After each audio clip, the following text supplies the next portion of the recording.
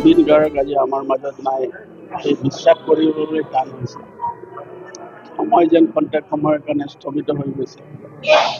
আজি আমি খুব সন্তপ্ত, যিমান তেওঁৰ পৰিয়ালবৰ্গ আছে সকলোলৈকে আমি সমবেদনা জ্ঞাপন কৰিছোঁ।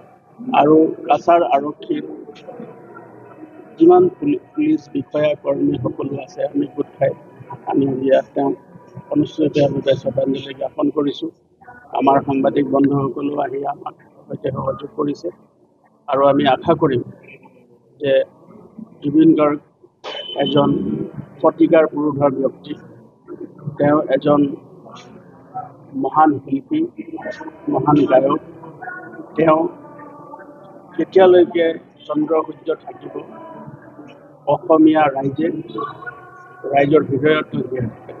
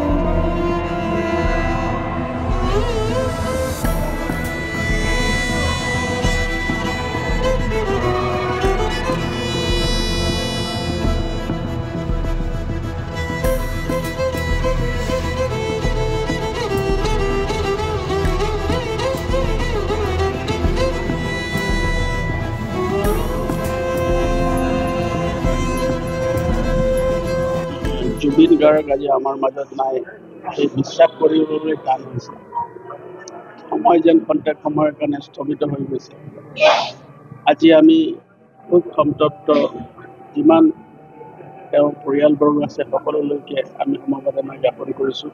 আৰু কাছাৰ আৰক্ষীৰ যিমান পুলিচ বিষয়া কৰ্মী সকলো আছে, আমি গোট খাই আমি ইয়াত তেওঁক অনুষ্ঠিতভাৱে শ্ৰদ্ধাঞ্জলি জ্ঞাপন কৰিছোঁ। আমাৰ সাংবাদিক বন্ধুসকলেও আহি আমাক সৈতে সহযোগ কৰিছে আৰু আমি আশা কৰিম যে জুবিন গাৰ্গ এজন শতিকাৰ পুৰুষৰ ব্যক্তি।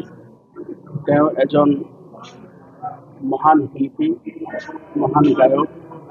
তেওঁ কেতিয়ালৈকে চন্দ্ৰ সূৰ্য থাকিব, অসমীয়া ৰাইজৰ হৃদয়ত জীয়াই থাকে।